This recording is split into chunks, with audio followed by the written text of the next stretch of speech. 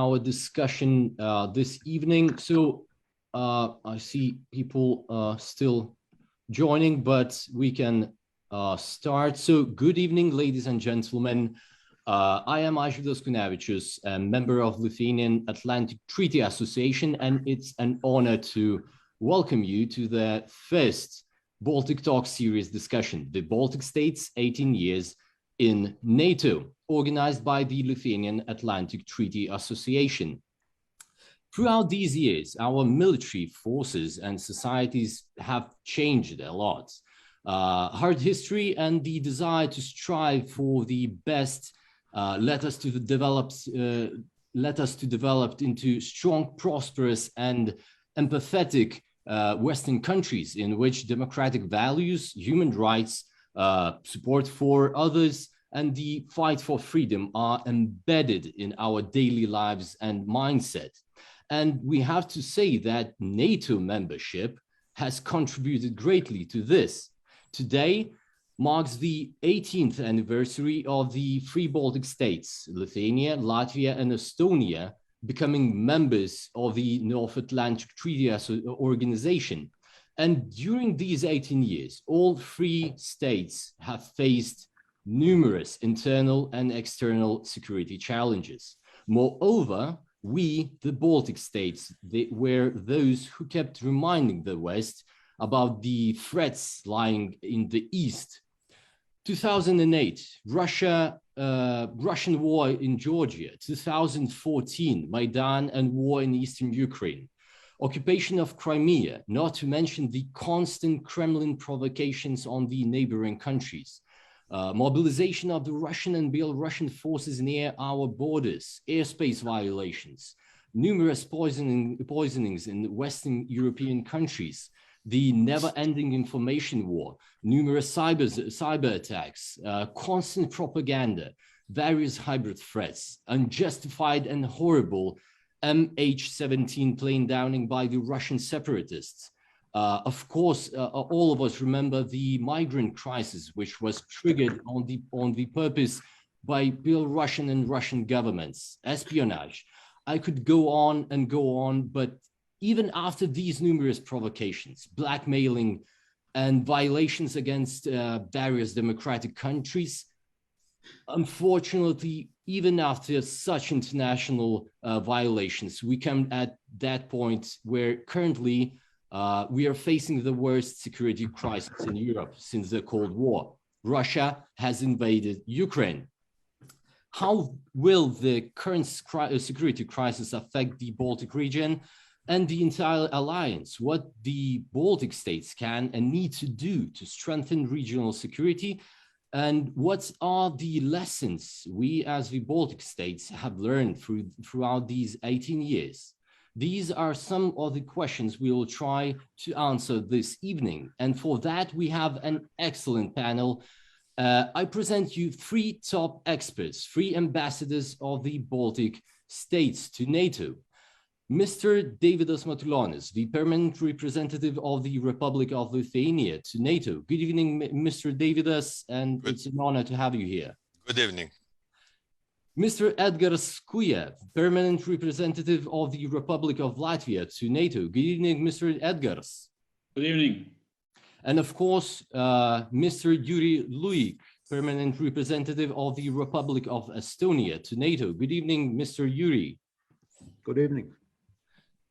Before moving on, I encourage all our listeners to ask questions throughout the discussion, and you can do that in the comment section in the Zoom platform, or you can choose the Facebook, but I think we will prefer the Zoom platform, and we will try to answer them at the end of the discussion. Hope you will enjoy this discussion, and let us start.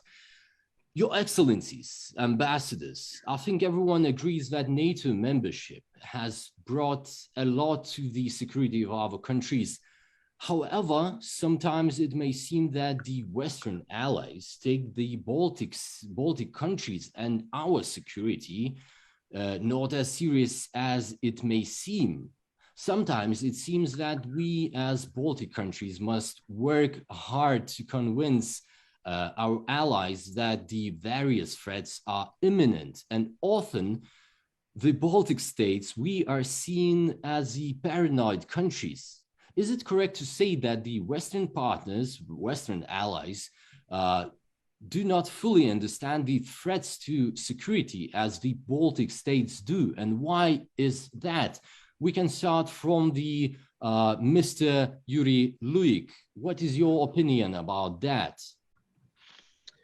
First, thank you for having me. And indeed, it is worth celebrating the 18th anniversary of our membership. We were invited, in fact, in 2002, which was another big holiday, so to say, because when you are already invited to the alliance, then it is almost guaranteed that the countries will ratify the treaty. This was very difficult work, and you always wait for this window of opportunity, which opened to us in 2002. But on the other hand, you also have to be ready for it. You have to be ready and able to grasp this opportunity. And the Baltic states were 18 years ago. And I think we all understand today what would happen with the Baltic states if we would not be in NATO. And let's be honest, if we would try to get to NATO today, it would also be extremely unlikely that anybody would want us there. So we use this unique opportunity, and now we are in NATO. And there are many advantages to it. Obviously, Article 5 guarantees, but not only. One of the key advantages is also that we are around the table. When the doors are closed, we are inside the room with all the big players, Western democracy, and we can put forward our arguments. And you are absolutely correct. I would say for several years, perhaps up till the Russian occupation of Crimea, people were extremely skeptical about our arguments that Russia has not changed, that there is a lot of open and hidden imperialism, and Russia has readiness to use force against its neighbors, as it did against Georgia in 2008. But of course, after Crimea, and quite obviously after the present Russian invasion, people come to me, our Western friends often come to me and say, you know, Yuri, you were right. I mean, we didn't believe you. You were always speaking about Russia, Russia, Russia. We didn't believe you, but you were right. And I always respond, yes, we were right, but we are not happy about it. We are not gloating. The fact is that we have to be now ready to organize the European security order when things like that could never happen again. Both to stop the war, at least to help the Ukrainians to fight the war, so that at some point it can be stopped. And we should do everything in our power, of course, to provide weapons, etc., to Ukrainians. And on the other hand, build new structures which would allow us to guarantee that things like that would never happen again. And one of the key aspects is strengthening the eastern flank of the alliance.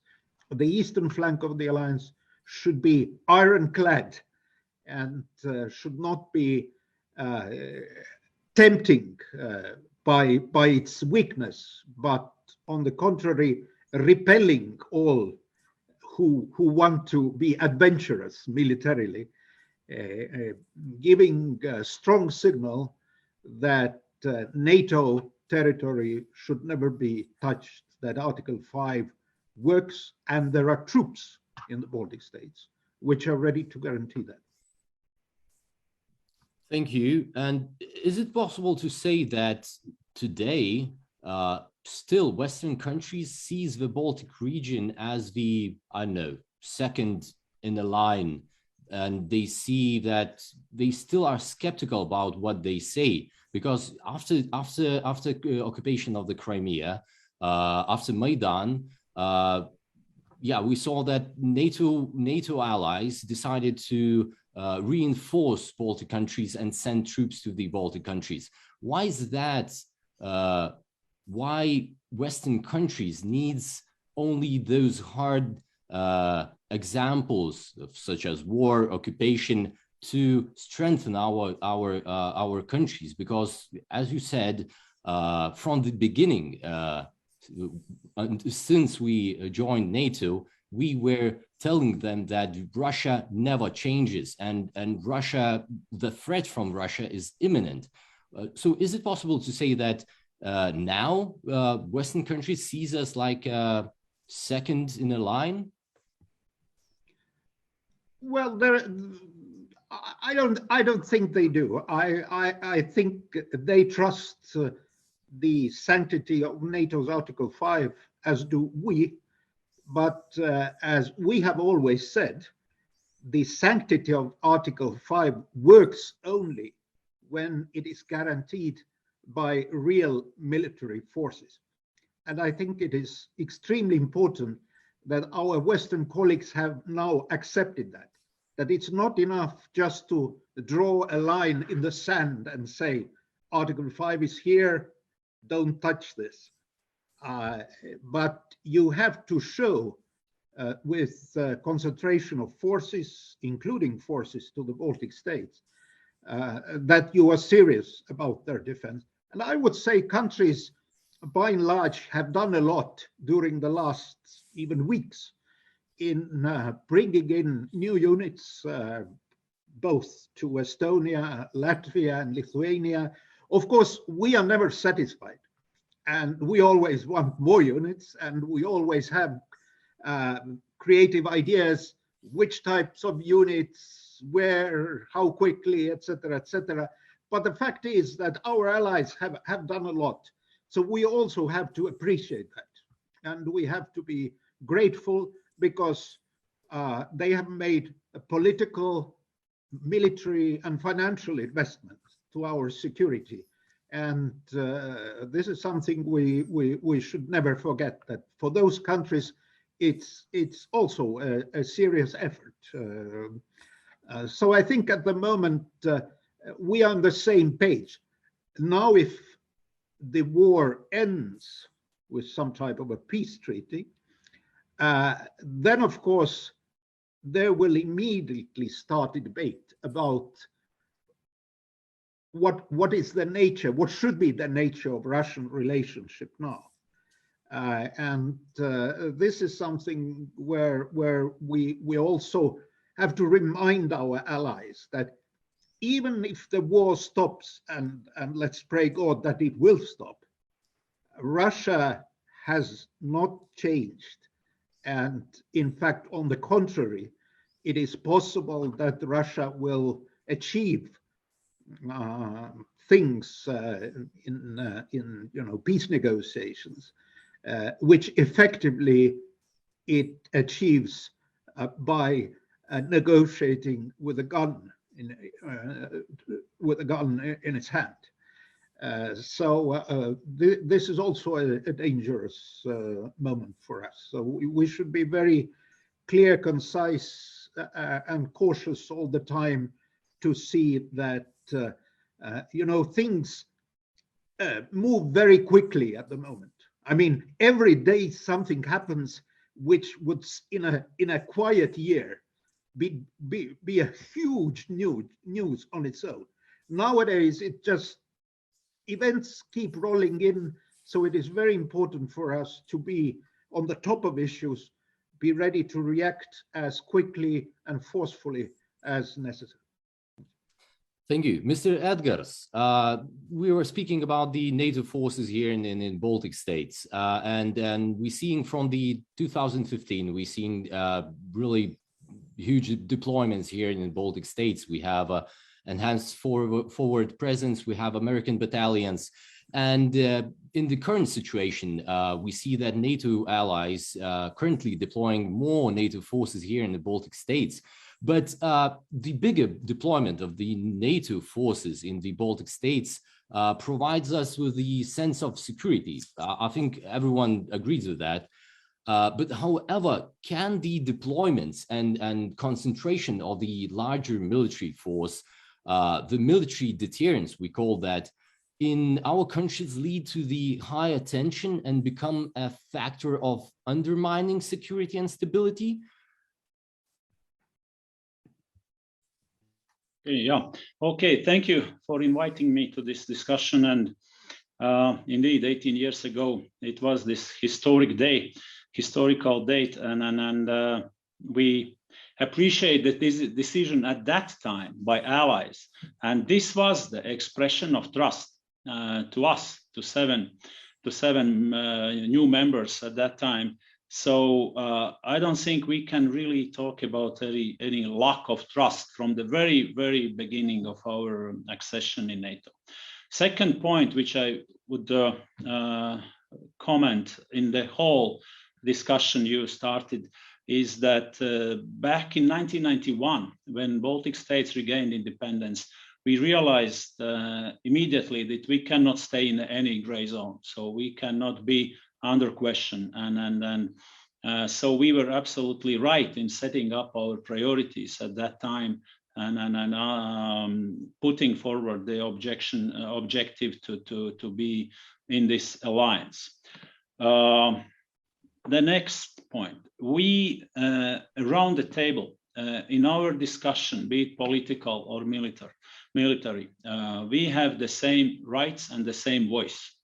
But of course, it is, especially in the political format, it is a discussion where we dispute and we argue, and everyone has their own arguments. In latest period, let's say okay, you mentioned the 2014 Crimea.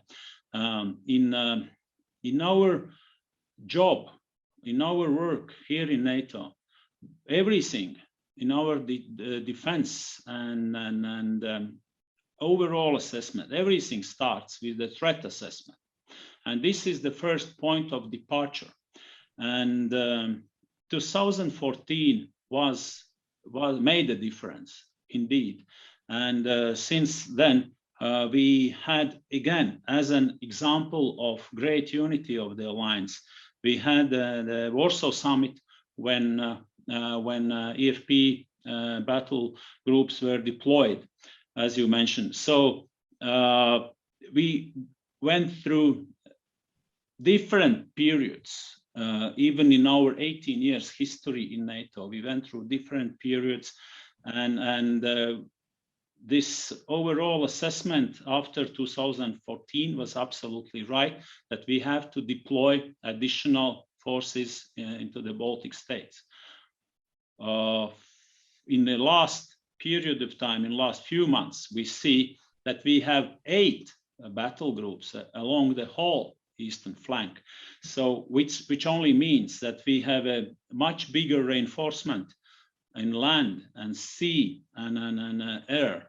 So I would say I do not really see any doubts or hesitation that the eastern flank will be strengthened, because again we see the threat assessment and we see the military behavior and very aggressive behavior of Putin's Russia. Thank you. Mr. Davidas, we spoke about the military contingents here in the Baltic states. We spoke about the Western position and how they see the Baltic states. What is your insights about the how the Western countries sees the Baltic states? Because through all the period, we saw that they hesitated to deploy more troops, and we see that only tragic events push the NATO allies to deploy more troops to the Baltic countries. Why is that, in your opinion? Thank you very much for this possibility to join you. And actually, I also would like to agree what my colleagues said before. I mean, 18 years, it's interesting anniversary. It's an age of maturity, I would say. And in a way, we are considered as a serious partners, and they listen to us. It's not like looking at us as paranoid members of NATO. And especially now, we see growing respect to our assessment. What could we expect from Russia? What could we expect from Belarus? I'm always, almost in all, meetings, raising this issue of Belarus, which is a game changer in our region, and it's very important to know, and it's already accepted that it's a real game changer. We will see on the ground what how Russia is involving Belarusian forces and using territory of Belarus. But I just wanted to say that NATO is and will remain probably the most important foreign and security policy achievement, at least for Lithuania, and I'm certain for Estonia and Latvia. And you know that up to now, almost 80% of population support NATO membership.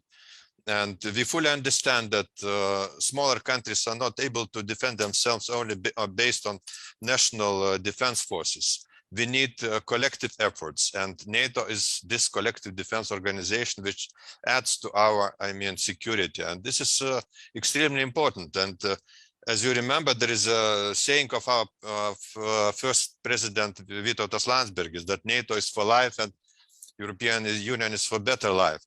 And it remains so, and will be in the future. And I must admit that Western countries, they are understanding the problems.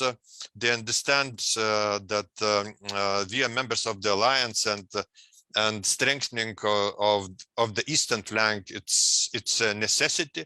We need to reshape collective defense core task of NATO in the light of ongoing war between Russia and Ukraine, and we see readiness to do more, and we see consolidation of the position. If, for example, half a year ago, our remarks sometimes were accepted, but with some certain doses of skepticism, we do not see now. They listen to us, and because we have how to say, we feel with our backbone threat of Russia because of our history, because what happened during the 20th century, and we have to do everything possible in our what is at our disposal, and together with our allies, to prevent history of 20th century, and therefore our duty is to have a robust deterrence and defense policy. And I'm certain that we will not be second in line, and we have to do everything that we should not be tested. Of course, we know very well our weaknesses. All Baltic states have weaknesses, but have also strengths. Our problem is Kaliningrad region and Belarus. We are squeezed between two. At the same time, we all, Baltic states, we are not just waiting something. We are not consumers of security. We contribute to this, to the common security. And just one example, for example, mission Afghanistan. We started we joined this mission 2002, actually 20 years. And we spent a lot of money, a lot of officers and soldiers and civilians served in this mission. Besides that, Iraq, Kosovo, and many other missions. And well, this is not one-way street. And according to our size, we also contribute to the common security on the basis of famous 360-degree approach. That would be my answer. Thank you for your answers, because really, why I'm asking this question, because often we can see in Russian information warfare that they try to undermine Baltic states and discredit Baltic states and our military security and security in a broad way. And when they are speaking about the NATO forces here deployed here in the Baltic states, they always telling that the NATO forces in the Baltic states are like a threat to their national security. But I agree totally with you that more tanks here, more battalions, it's better deterrence and more security to Baltic states.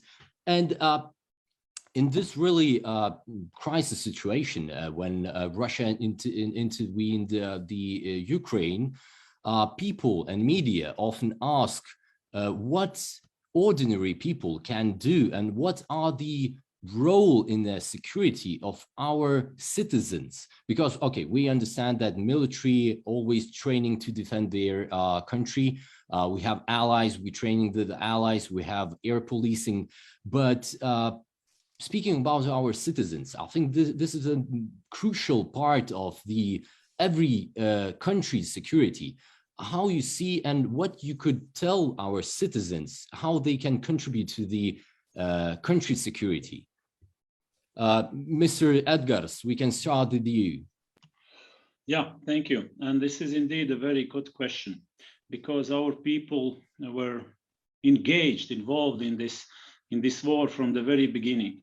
And there are several things which we can do and what our communities can do. And first, emotional expression and support to Ukraine and protest to Putin's war in Ukraine is something what really we observed throughout the Europe and not only. And this is absolutely necessary. But our people are part of the war of information, and those missiles of information are targeted to us, to our people, and we have to not only survive in this information war, but we have to win it. And this is what we call here resilience, the position of people to survive and win this information war. And it's not an easy task because we are confronted sometimes with fake news, which we have to check every time with different information sources. We are faced with very threatening information. And again, the goal is to stay calm, to support Ukraine in our manifestation. And also, I would say, in our protests, stay in a legal framework. We shouldn't do anything illegal in our actions. This would be also very, very important for people. But let me say again, information missiles are targeted to us, and our task is to win this information war. Thank you for your insights. Mr. Yuri, your thoughts, what every citizen could do to strengthen our country's security? First, let me start with a small note about the last subject. I will come to a question immediately. Occasionally there are people who say that, you know, bringing NATO troops to the Baltic states would be a pretext of information in the information warfare. But I think Russia has shown with the Ukrainian conflict that if they want to do something, they don't need any pretext. They just invent it.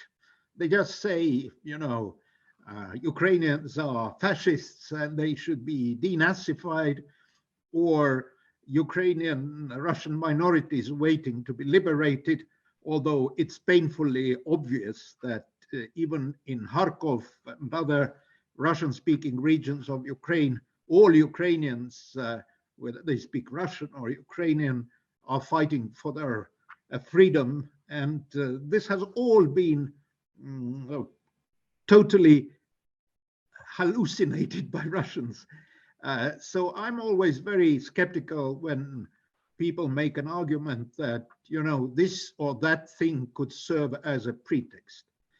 Strength is never a pretext of aggression. Weakness is pretext for aggression. So I don't think we should worry too much of what Russians are saying about the NATO's troops in the Baltic States. It's really our business. Now, when it comes to the people of our countries, then I think I would very much agree with what Edgars, my good friend, the Latvian ambassador, said, that there is a huge information warfare going on in parallel to the war in Ukraine.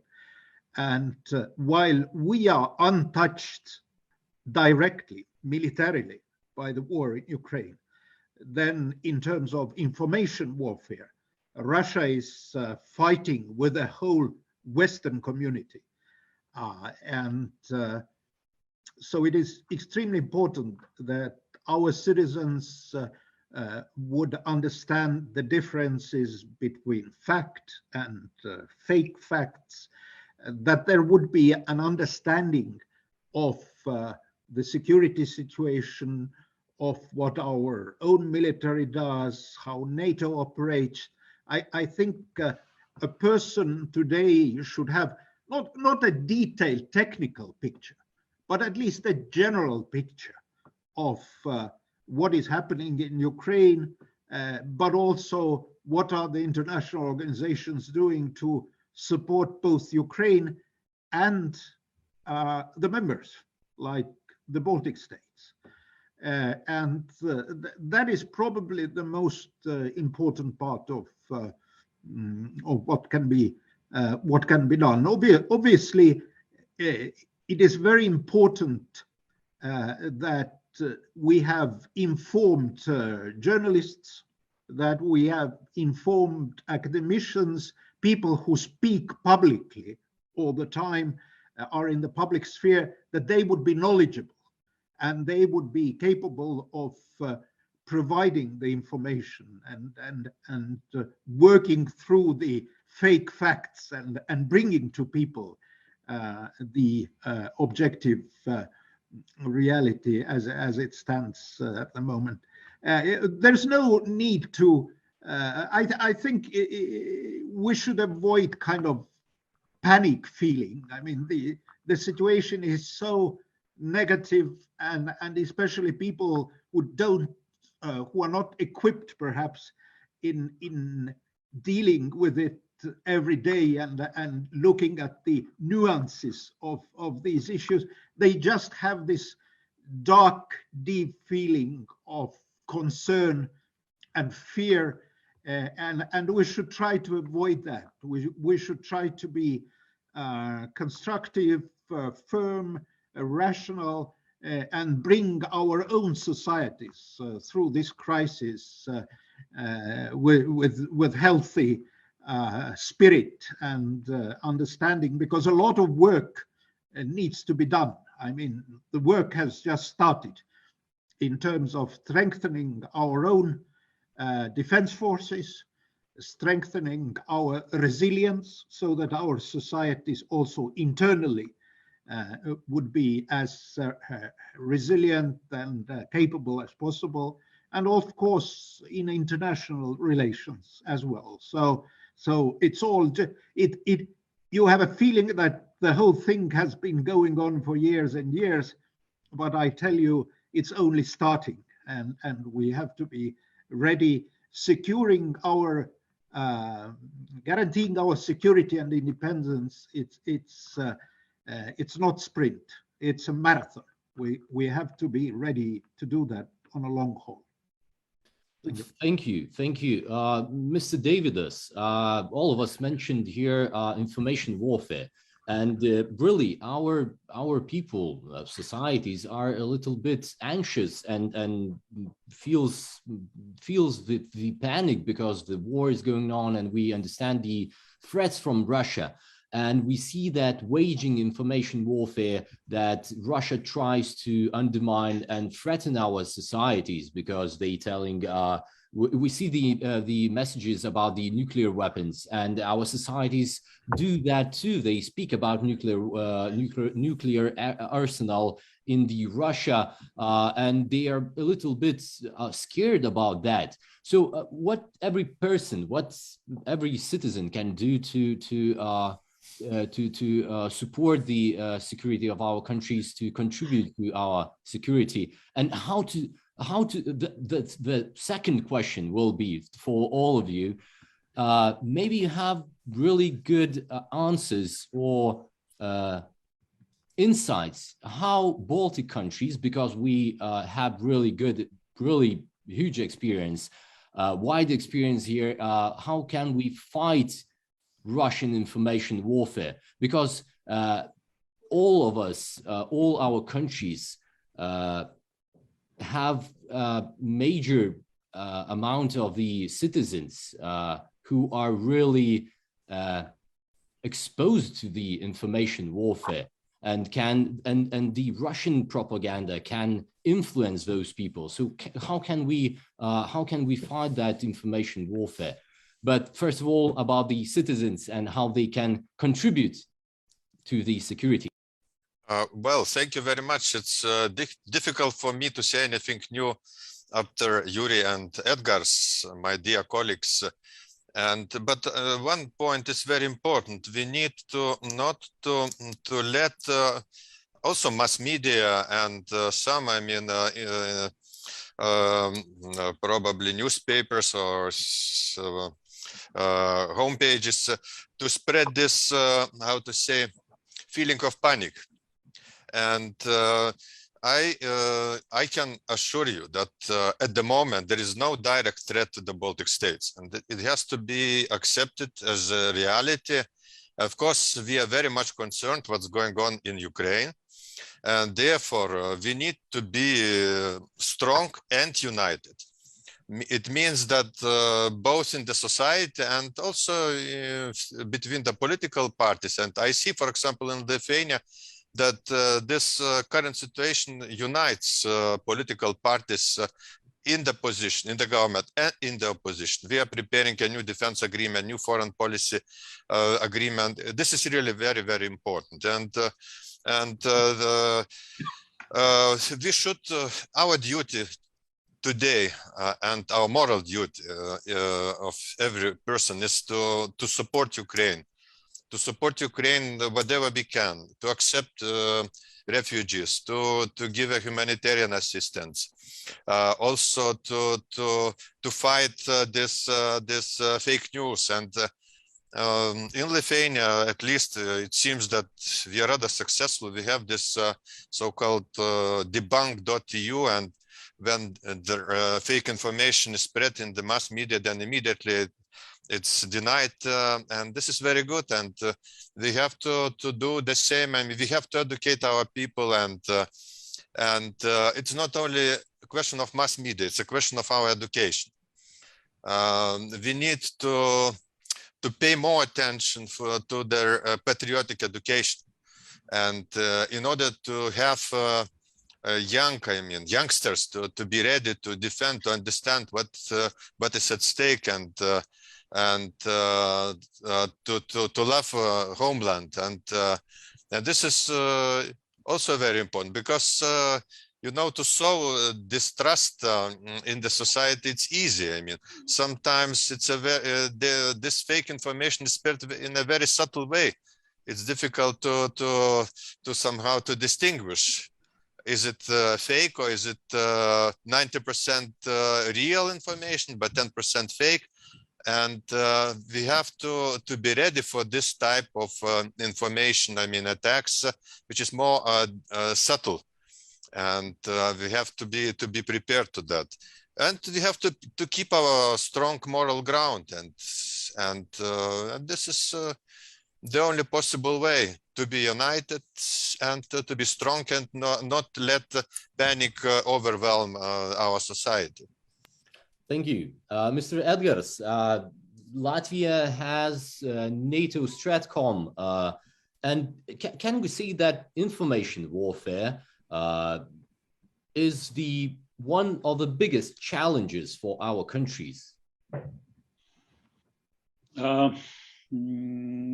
Yeah, it is. It is a challenge, and this warfare is indeed complex, and it is targeted to different groups,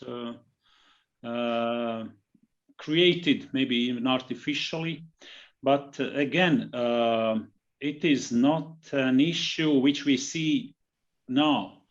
I remember when the EFP groups started in Baltic States, we in Latvia, we faced some attempts from some Russian journalists that they came to Latvia and they tried to produce fake information about NATO soldiers, behavior, social life, and with a goal to undermine the status of NATO somehow.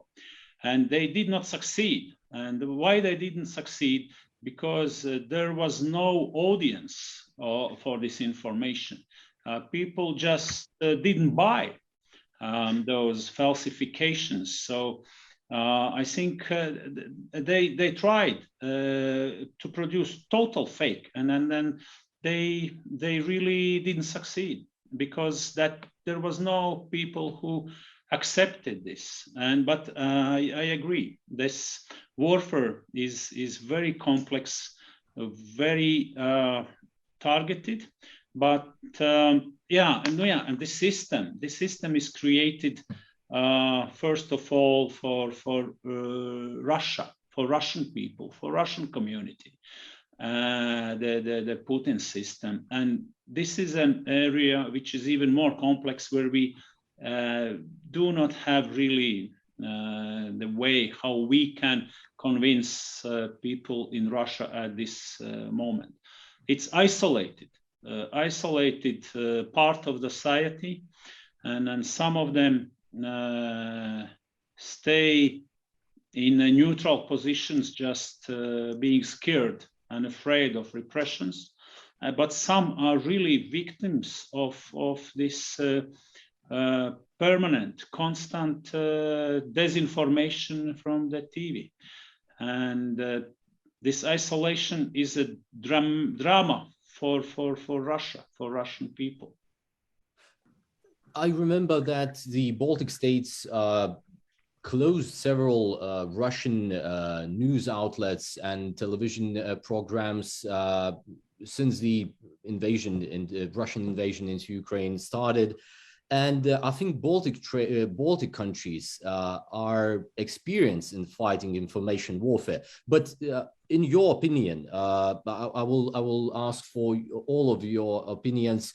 What will change after this crisis situation? What will change for us, for the Baltic countries? Because now we see that the deployments of more troops here in the Baltic region. We see that we are closing disinformation Russian outlets and propagandist outlets. And how you see the future of the Baltic states after this Ukraine crisis, this Ukraine war, Russian war against Ukraine? So, sorry, we can start from Mr. Yuri. Okay. Well, as I already said, it is very important to keep in mind that however the situation will be solved in the end, whether the war will continue for a long time or there will be some kind of peace treaty enforced to Ukrainians, the situation itself is not getting better. And we should have a very clear strategy in underlining the importance of continuous support to Ukraine, continuous strengthening of the NATO's eastern flank, continuous strengthening of the EU's resilience, and also continuously isolating Russia as long as Russia doesn't give up its policies, its aggressive imperialist policies. Because if we will be satisfied with whatever result will come of this war in the end, it will repeat itself very soon. I mean, we saw it in Georgia, we saw it then later with Crimea, Eastern Ukraine, now fighting for the whole Ukraine. We have to stop this circle of violence which Putin has placed on its neighboring countries. This is really a strategic task for all the Baltic states. Just one word about the information warfare. I mean, it's often said that our weapon is the truth, true facts, objectivity, and it's obviously true. I mean, we have to fight the fake news with real news, with the democratic approach based on our values. But we also have to keep in mind that it is information warfare. So we have to be flexible. We have to find proper technical means. We have to be able to really fight it, to get the information to the readers and to viewers. Because it's funny, when political parties make their campaigns, they are immensely successful in getting their news or getting their message to the minutest detail for the listeners and for the viewers. They would never use Instagram to inform grandmothers, or they would never use radio to inform somebody who is 15 years old. There is a whole technique of how you keep the whole population informed. It needs professionalism. It needs knowledge and flexibility, creativeness. So it is not just that you have a true fact, you release it with a press release, and you hope everybody reads it and says, oh yes, that's a great factoid. I'm glad I managed to read this press release. So we have to be really professional here. Thank you. Thank you. And we have a question from the audience about the disinformation. But one of the listeners asked about does NATO do anything to counter disinformation within Russia? Is there any technologies deployed to do that? It's a really tricky question. I don't know who could try to answer this question. Okay, I will try because I don't know, but to answer, because I do not know that there is any instrument at NATO's disposal how to counteract disinformation. But there is, of course, very active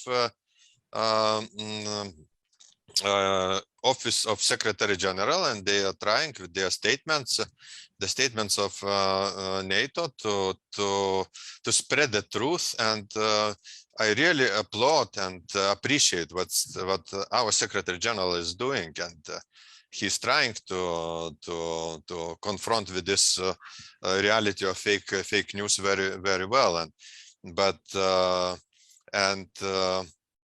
I think this is important, but is done in Russia. Of course, those news are read in Russia, and they have some effect. That would be my short answer and, in this connection. If I may add to what David has just said, Of course. not that there would be a special technologies, but interviews and public information is given also in Russian. And even if you open the NATO homepage, the part of it is in Russian. And there are interviews and information which is sent to those media channels which are still available in Russia, in Russian society. But since there is indeed this very, very repressive and strict isolation, it's not an easy task. But I would also commend the Lithuanian NGO and activists who published the phone numbers and gave this guideline how to call to any Russian citizen and talk to them. I think this is something what everyone can do, and a very good idea, brilliant idea. And how about that idea and then initiative that where every citizen in the world can write the comment feedback using, I know, Google Maps, Facebook, under the restaurants, you can write the comment and tell about the war going on in Ukraine. And I saw that in Lithuania, a lot of people encouraged our citizens to do that, to write comments in Russia under the Google comments and to tell about the ongoing war. How you see this initiative? I think these are all very good initiatives, because it is clear that Putin has created this kind of information bubble for its own people. And it's really awful to see that you can take a huge nation like a Russian nation and try to keep them out of all objective information, the facts of an ongoing war, which your own country is conducting.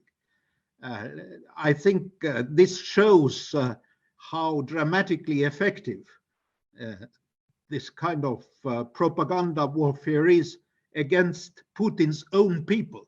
I mean, he has not been very effective against the West, or not effective at all, perhaps.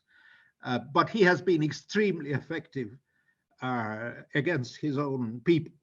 Or at least it seems that way. We have no means of checking it 100%.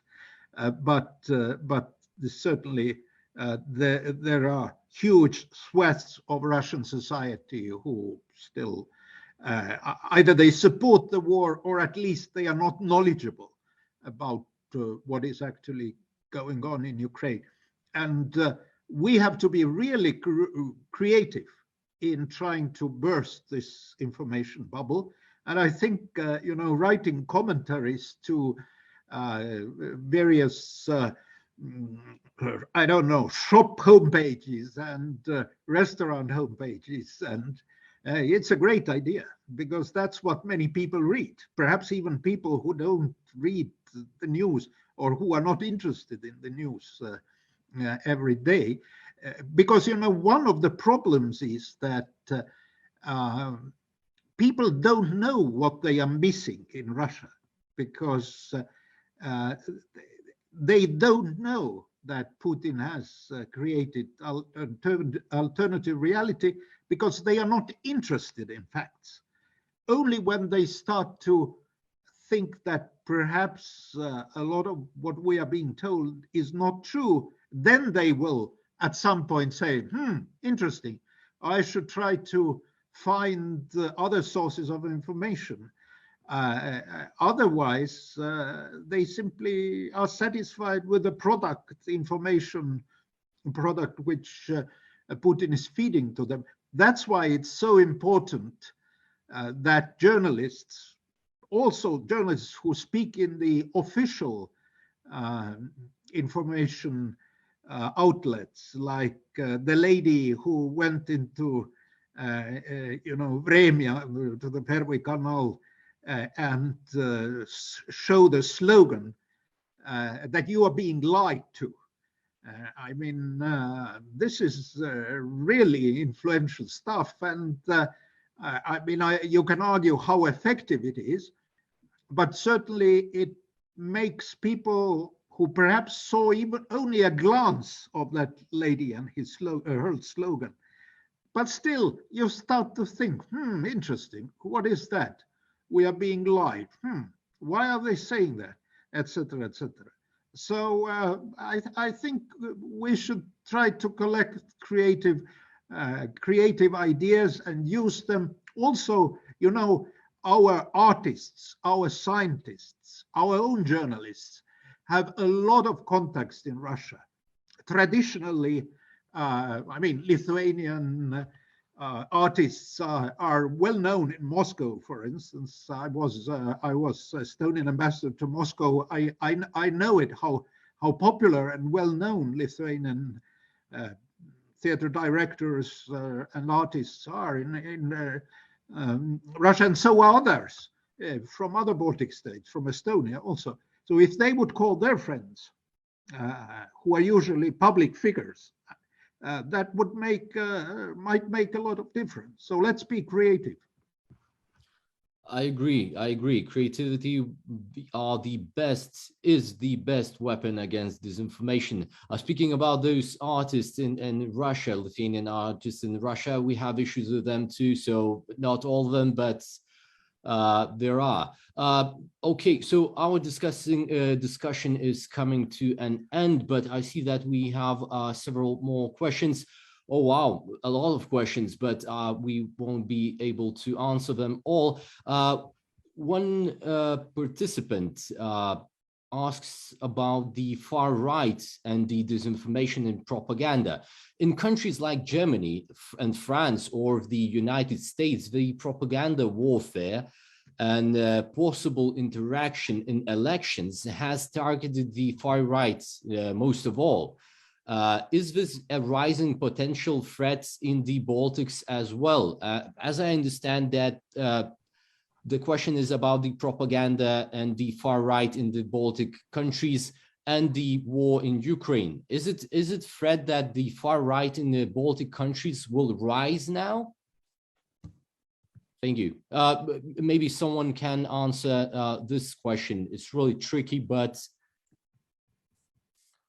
okay, I will try, but it's a danger, but at the same time, we have to admit that up to now, we in Lithuania, we don't have far-right parties, and it's really very important, and we do not see that there is a certain development in this regard, and I hope that we will stay immune from this both far right and far left, because they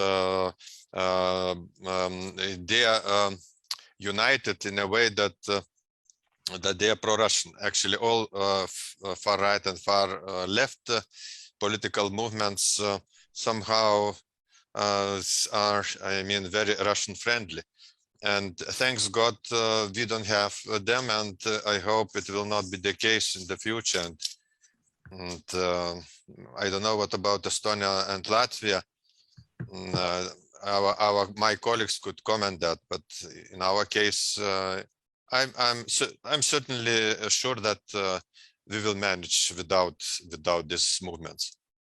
If I may add to this, what David has just said, I think we can we talk about extremists, be it far right or far left, and if there is any expression of even in a way to support Russia's war and aggression in Ukraine, this is very strictly monitored, and this is considered to be illegal, and there is a certain consequences. And punishment of that. So, but indeed, I agree to what David has said. We do not see movements or political parties who would really use this situation to create turmoil. Thank you. Yeah, I would agree with my Baltic colleagues. I think the risks might start if the war lasts for a very long time and the issues of refugees become very acute. Then there is always a possibility that there will be people who will try to reap cheap political points by being critical of the government's refugee policy, and a right-wing party can certainly do that. So that should be kept in mind. But I don't think in the Baltic states there are sort of parties who are openly pro-Russian, and that really we are so close to Russia that I think parties of all political persuasion understand, including a right-wing party, that Russia is too close for comfort. But as I said, there are issues like the refugees, which at some point might be used dishonestly by the more radical political movements. Thank you. We have one more question about the no-fly zone, and the participant asking several times to ask you this question.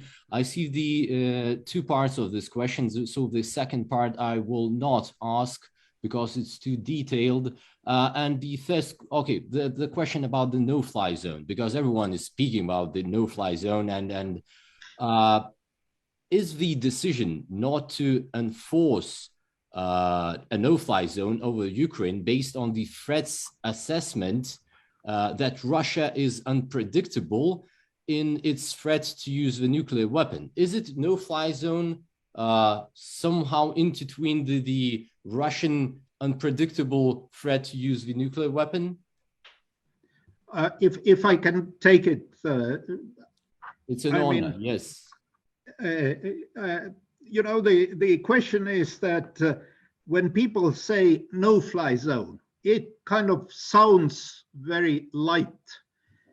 It's like we have closed the skies to Russian civilian air traffic. We have said, don't fly, and they don't fly. That is not the case in the war zone. In the war zone, if you say this space should be clear of Russian planes, you have to be ready to enforce it. But to enforce it, you have to be able to fly in the zone. To be able to fly, you have to take out the Russian air defense systems. And if you start to take out Russian ground-based air defense systems, which are in the middle of or together with Russian ground troops, you have to keep in mind that this is just pure war. If you want a no-fly zone, then you have to say that you want us to go to war in Ukraine. This is the big decision. And obviously, there's no doubt that nuclear weapons of Russia play an important factor here. But I was in NATO also when NATO participated in the Libya operation. And in the first night, and this was Libya, I remind you, this was Libya, NATO submarines and ships deployed hundreds and hundreds of Tomahawks against Libyan air defense systems. So basically, in the first night, the whole Libyan ground-based air defense was destroyed. And after that, NATO declared a no-fly zone. So that's the big dilemma. It's not that we sort of lightly decide, okay, we don't fly. That's the big challenge. And of course, we know that the political leaders, especially of big countries who have the planes, because let's be honest, the Baltic states don't have any planes. We couldn't, in real terms, participate in implementing no-fly zone. But countries who would be capable of doing that, they have very clearly decided that they are not ready to do that, but that they can provide weapons to Ukraine, mainly ground-based air defense weapons to take out the Russian planes. Thank you for your sound answer. Maybe other colleagues want to add something. Well, I simply would like to agree what Yuri Luik just said, and it's a very difficult question. I understand for Ukrainians it's a very sensitive issue, but in principle it would mean that NATO is directly involved into the war, and it means that there is no difference with planes or with land forces. If we need, in this case, to shoot down, Russian airplanes, Russian air defense system, and then we're entering into really very difficult, complicated situation. And again, there is no agreement now within NATO, and the bigger allies, they agreed that we need, all of us, we need to support Ukraine whatever is possible with all lethal and non-lethal military support, and both air defense and anti-tank and light weapons. And we, NATO allies, are doing that, all of us. Even smallest NATO countries are helping Ukraine. And this is really a miracle, because a few months ago it would be not possible to think about that, but now it's the case. But we have to be discreet. It's not just an issue for public relations that we speak a lot about that. It has to be done and it has to be delivered, and that's the most important. Thank you for your sound answer. So our discussion came to the end, and I see that we have a lot of questions, but we can't answer them. We could go on and go on. I want to thank your excellencies, ambassadors, to joining us for your time and your insights about the topic. I want to thank you, all the participants. Don't forget that NATO will stand with us. Stay strong, and you can find more information about the upcoming events in the Baltic, in the NATO Association Facebook pages, in the Baltic countries NATO Association pages. And once more, thank you for this evening. I hope the discussion was fruitful, and see you next time. Thank you. Thank you. Thank you very much. Thank you. Thank you very much.